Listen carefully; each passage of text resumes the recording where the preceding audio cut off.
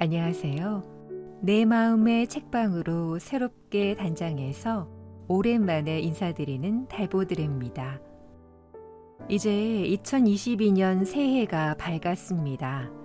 지난해 말 스스로를 돌아보며 자기 성찰의 시간을 가질 때 그때마다 선 지식인들은 항상 우리 곁으로 다가와 구원의 길은 오직 자신의 마음속에 있다고 속삭입니다.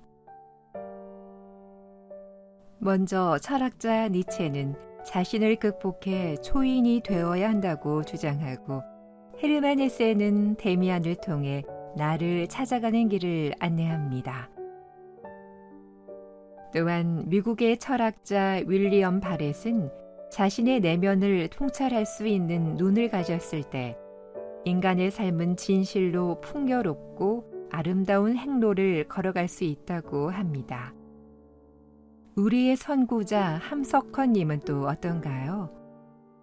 사람에게 가장 귀한 것은 자기를 돌아볼 줄 아는 일이라고 하였는데, 스스로를 바르게 하면 밖의 세계는 저절로 바르게 된다고 주장합니다. 오늘 만나보실 책은 자기 혁명을 주장하는 인도 철학자 크리슈 나무르티의 자기로부터의 혁명인데요. 크리슈 나무르티는 책에서 이렇게 말합니다. 진리의 열쇠는 자신 안에 있으며, 따라서 자기 응시를 통한 자기 인식 속에서만이 시간에 속하지 않는 영원하고 불멸한 진리를 발견할 수 있다. 자기로부터의 혁명 중에서 제2장 우리는 무엇을 찾고 있는가? 함께 만나보실까요? 제2장 우리는 무엇을 찾고 있는가? 신을 발견하는 여행길을 떠나기 전에 먼저 자기 자신을 이해하라. 우리가 끊임없이 찾고 있는 것은 무엇일까요? 우리 한 사람 한 사람이 바라고 있는 것은 어떤 것일까요? 특히 현대와 같이 불안정한 세계에서는 모든 사람이 어떤 형태든 평화와 행복 또는 피난처를 찾으려고 하지만, 우선 우리가 찾으려는 것, 발견하려고 하는 것이 무엇인가를 아는 것이 중요하지 않을까요? 대부분의 사람들은 어떤 형태든 행복과 평화를 추구하고 있습니다. 그러나 혼란, 전쟁, 경쟁, 투쟁 등으로 고통을 받고 있는 세계에서는 조금이라도 평화를 누릴 수 있는 피난처를 바라고 있습니다. 우리는 대개 이런 것을 바라고 있습니다. 그리고 우리는 끊임없이 새로운 지도자나 종교 또는 정신적 지도자를 찾아다니고 있습니다. 그런데 우리가 찾는 것은 행복일까요? 그렇지 않으면 행복을 갖다 줄 것 같은 어떤 종류의 만족일까요? 행복과 만족은 같은 것이 아닙니다. 도대체 행복을 추구한다는 것이 가능할까요? 아마 만족은 찾아낼 수 있겠지요. 그러나 행복을 발견한다는 것은 절대로 불가능합니다. 행복은 파생적인 것으로 다른 어떤 것으로부터 생기는 부산물입니다. 그러므로 열의, 주의력, 사려, 배려 등을 특히 필요로 하는 문제에 대하여 우리의 모든 정력을 다하기 전에 우선 우리가 찾는 것이 무엇인가, 그것은 행복인가, 아니면 만족인가 하는 것을 확실히 알지 않으면 안 됩니다. 우리 모두는 대체로 만족을 희구하고 있는 것 같습니다. 그렇지 않습니까? 우리는 무엇인가에 의해서 만족되어지기를 바라며, 바라는 것을 찾아낸 뒤에 이루어지는 충족감을 맛보고 싶어 하는 것은 아닐까요? 가령 우리가 마음의 평안을 찾고 있는 경우 그것은 간단히 찾아질 수 있겠지요. 어떤 주의나 사상에 맹목적으로 헌신하고 그 속으로 피난할 수 있을 것입니다. 그러나 분명히 그것으로 문제가 해결되는 것은 아닙니다. 한 가지 사상으로 벽을 쌓고 고립되는 것만으로 투쟁으로부터 해방되는 것은 아니기 때문입니다. 따라서 어떻게 해서든 외면적으로나 내면적으로 우리 각자는 무엇을 원하고 있는지를 먼저 찾아내지 않으면 안 됩니다. 이 점만 분명해지면 일부러 교사의 말을 들어본다든지 교회를 다닌다든지 하면서 여러 가지 조직을 찾아다닐 필요가 없습니다. 이때 우리가 우선 해결해야 할 문제는 자기가 의도하는 것을 자기 마음속에서 명백히 하는 것입니다. 이것이 제일 어려운 문제이기는 하지만 그런데 우리는 이 문제에 대해 명확한 해답을 찾을 수 있을까요? 그리고 그 명확성은 탐구를 한다든지 또는 위로는 최고급의 도사에서부터 아래로는 가까운 교회의 목사까지 포함하여 누군가 다른 사람의 의견을 들어보면 알 수 있는 것일까요? 또 그것을 알기 위하여 타인을 찾아갈 필요가 있는 것일까요? 우리 모두는 항상 그런 일을 하고 있는 것이 아닐까요? 우리는 많은 책을 읽기도 하고 집회에 참가해서 토론도 하고 여러 가지 조직에 참가하여 일상생활에서 생기는 투쟁이나 비참에 대한 구제 방법을 발견하려고 합니다. 또는 그런 일을 모두 시도해 보지 않고서도 우리는 찾고 있던 것을 이미 발견했다고 생각합니다.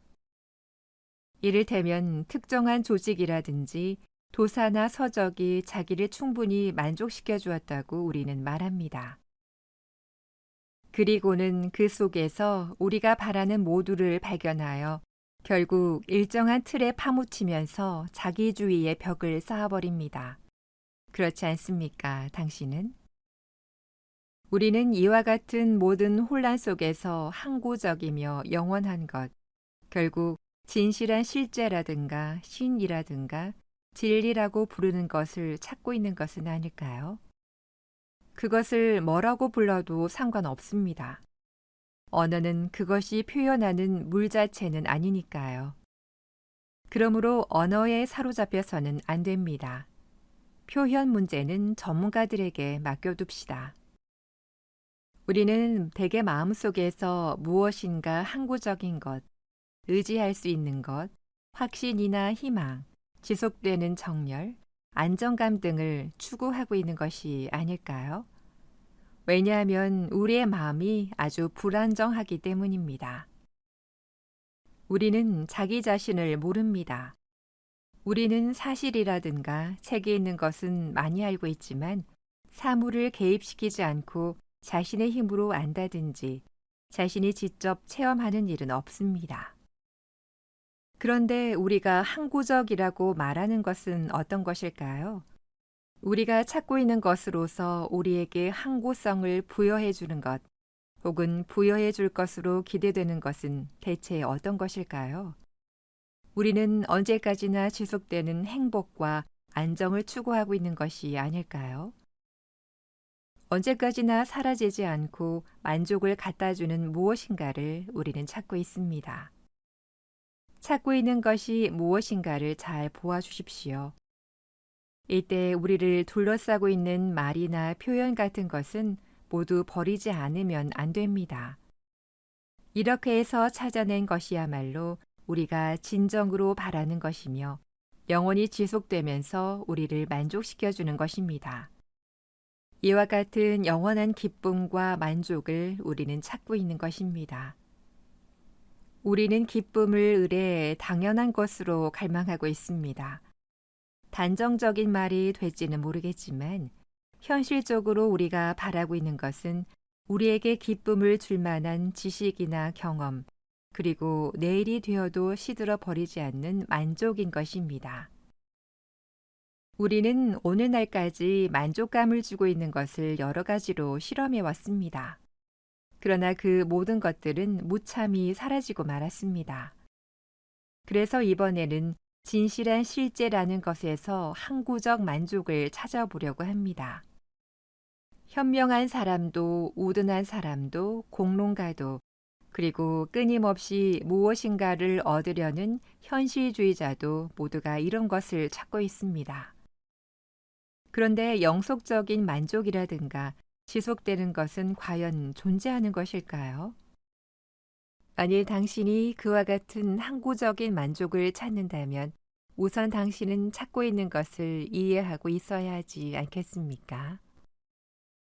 또한 당신이 나는 항구적인 행복을 찾고 있다라고 한다면 그것을 찾고 있는 탐구자, 즉, 나 자신도 이해해 둘 필요가 있지 않을까요? 이렇게 말하는 것은 실제로 항구적인 안전이나 행복 같은 것은 존재하지 않을지도 모르기 때문입니다. 또한 진리라는 것도 당신이 생각하는 것과는 전혀 다른 것일지도 모릅니다. 진리는 당신이 보고 상상하며 공식화할 수 있는 것과는 전혀 일제적인 것이라고 나는 생각합니다. 따라서 어떤 항구적인 것을 탐구하기 전에 우선 탐구를 하고 있는 인간인 나 자신을 이해하는 것이 필요합니다. 그러면 이 탐구하는 사람과 그 탐구의 대상은 다른 것일까요?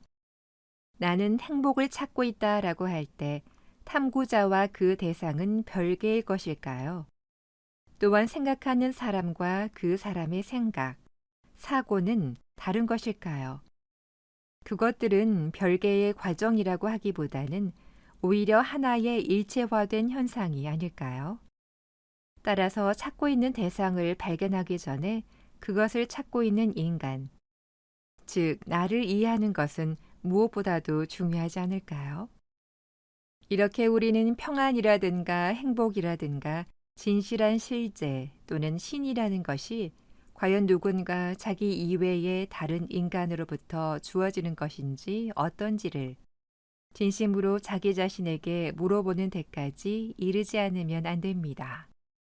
이와 같은 끊임없는 탐구와 갈망에 의해서 자기 자신을 이해했을 때 생기는 놀라운 실제감이나 창조적 생명을 얻을 수 있을까요?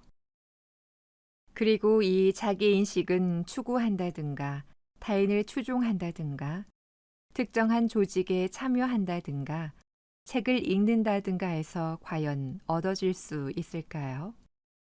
여기서 문제의 핵심이 되는 것은 다음과 같은 점입니다. 즉, 나 자신을 이해하지 않는 한 나에게는 사고와는 기반이 없는 것이기 때문에 나의 탐구는 모두 쓸모없는 것이 되리라는 것입니다. 나는 환상 속으로 도피할 수도 있습니다. 또한 경쟁이나 충돌, 투쟁으로부터 도피할 수도 있습니다. 타인을 숭배할 수도 있습니다. 또한 타인을 통해서 나의 구원을 바랄 수도 있습니다. 그러나 나가 자기 자신에 대하여 무지하거나 나 자신의 전체를 알지 못하면 나에게는 사고와 애정과 행동의 기반이 결여되고 있는 것입니다. 자기 자신을 안다는 것, 이 중대한 일을 우리 인간은 무시하기 쉽습니다. 자기 자신을 아는 것, 바로 그것이 무엇인가를 쌓아 올릴 수 있는 토대가 됩니다. 이것은 자명한 이치가 아니겠습니까? 그러므로 우리는 무엇인가를 건설하거나 변혁하기 전에 또한 비난하거나 파괴하기 전에 우선 있는 그대로의 자신을 알아야 합니다. 따라서 무엇을 추구하며 돌아다닌다든가 지도받기를 원하거나 교사나 도사를 찾아다닌다든가 요가나 복식 호흡 또는 예배를 보는 등 스승이라는 사람들의 뒤를 따라다닌다는 것은 모두가 쓸데없는 일이 아닐까요? 우리가 믿고 있는 바로 그 사람이 당신 자신을 분석하시오라고 말했다 해도 거기에는 아무런 의미가 없습니다. 왜냐하면 우리의 이 자세가 바로 그대로 세계의 자세이기 때문입니다. 만일 우리가 인색하고 질투심이 많고 허영심이 강하며 탐욕스럽다면 그와 똑같은 것이 우리의 주위에 생길 것이며 그것은 우리가 살고 있는 사회가 될 것입니다. 따라서 진실한 실제 또는 신을 발견하는 여행길을 떠나기 전에 그리고 우리가 행동한다든가 타인과의 교제를 하기 전에 먼저 자기 자신을 이해할 필요가 있다고 생각합니다. 성실한 인간은 특정한 목표에 어떻게 도달하는가를 생각하는 사람이 아니고 먼저 이 문제에 철저하게 맞붙는 사람이라고 나는 생각합니다. 왜냐하면 당신과 내가 자기 자신을 이해하지 못한다면 실제 행동을 할 때도 사회나 인간관계 또는 우리의 행위를 변혁시킬 수 없을 것이기 때문입니다.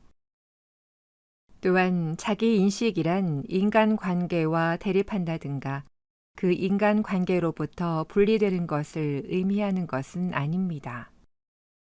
또한 집단이나 타인과의 대립 형태에서 나라는 개인을 강조하는 것도 아닙니다. 그러므로 당신이 자기 자신을 모르고 자기의 사물에 대한 사고방식이나 또는 어째서 어떤 특정한 일을 생각하는지를 모른다든가 당신의 생활을 좌우하는 여러 가지 배경 혹은 예술이나 종교, 자기의 나라나 이웃, 그리고 자기에 대하여 어째서 일정한 신념을 가지는지를 이해하지 못한다면 어떻게 사물을 옳게 생각할 수 있겠습니까? 만일 당신이 자기가 처해 있는 배경을 모르고 당신이 생각하는 실체나 또는 당신의 사고가 어디에서 나온 것인지를 모른다면 분명히 당신의 탐구는 전혀 쓸데없는 것이 되며 당신의 행동은 아무런 의미도 없게 되어버리지 않겠습니까? 당신이 미국 사람이든 인도 사람이든 또는 당신이 믿고 있는 종교가 무엇이든 간에 이런 경우에는 전혀 무의미한 것입니다.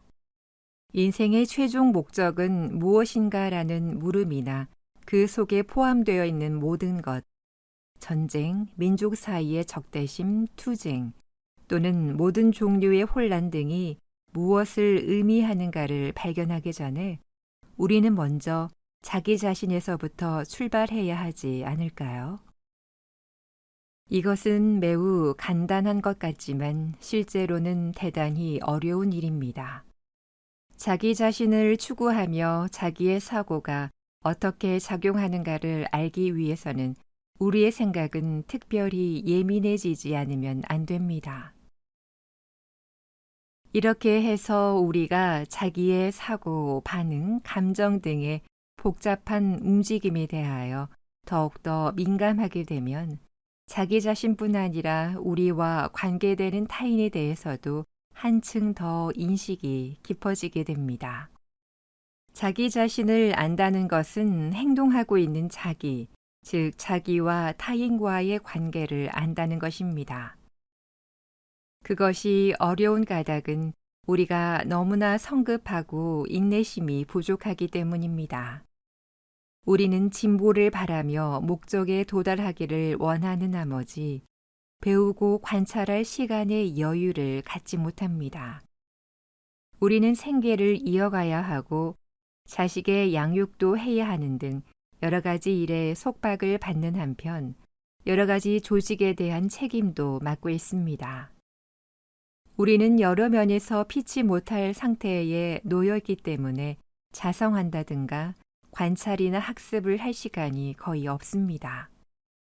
따라서 그로부터 생기는 결과의 책임은 타인에게 있는 것이 아니라 사실은 자기 자신에게 있는 것입니다. 그리고 정신적 지도자나 그들의 방식을 찾아본다든가 많은 분야의 서적을 읽어보는 것도 무의미하고 무익한 일이라고 나는 생각합니다. 왜냐하면 그런 일 때문에 세계를 돌아다녀 보아도 결국 마지막에는 당신 자신으로 돌아오지 않으면 안 되기 때문입니다. 그러나 우리는 대개 자기 자신에 대하여 전혀 무지하기 때문에 자기의 사고나 감정이나 행위의 과정이 분명히 보이는 데서부터 출발하는 일이 좀처럼 드뭅니다. 당신은 자기 자신을 알게 되면 될수록 사물을 똑바로 볼 수 있게 됩니다. 자기 인식에는 끝이 없으며 목적에 도달하는 일도 결론에 도달하는 일도 없습니다. 그것은 끝없이 흐르는 강물과 같은 것입니다. 그런 것을 배우며 그 속으로 깊이 돌진함으로써 당신은 마음의 평안을 찾아가는 것입니다. 스스로 강요하는 자기 수련에 의해서가 아니고 자기 인식을 통해서 정신이 정적을 찾게 되었을 때 그 정적과 침묵 속에서 진실한 실제라는 것이 탄생합니다. 또한 그때에야 비로소 무상의 지복과 창조적 행위가 생겨납니다. 이와 같은 이해와 경험이 없이 그저 책을 읽거나 강연을 듣거나 선전 활동을 하는 것은 마치 철없는 아이들이 하는 짓과 같은 일이며 아무 의미도 없는 행위라고 나는 생각합니다.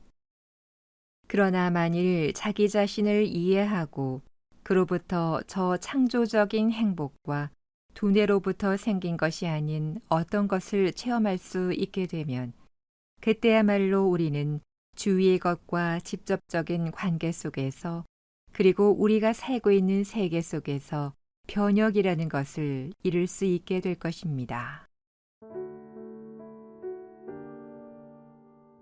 크리슈 나무르티의 자기로부터의 혁명 중 제2장 우리는 무엇을 찾고 있는가는 여기까지입니다. 지금까지 독서를 통해 달콤하고 부드러운 달보들의 한 인생을 꿈꾸는 달보들의였습니다. 함께 해주셔서 감사합니다.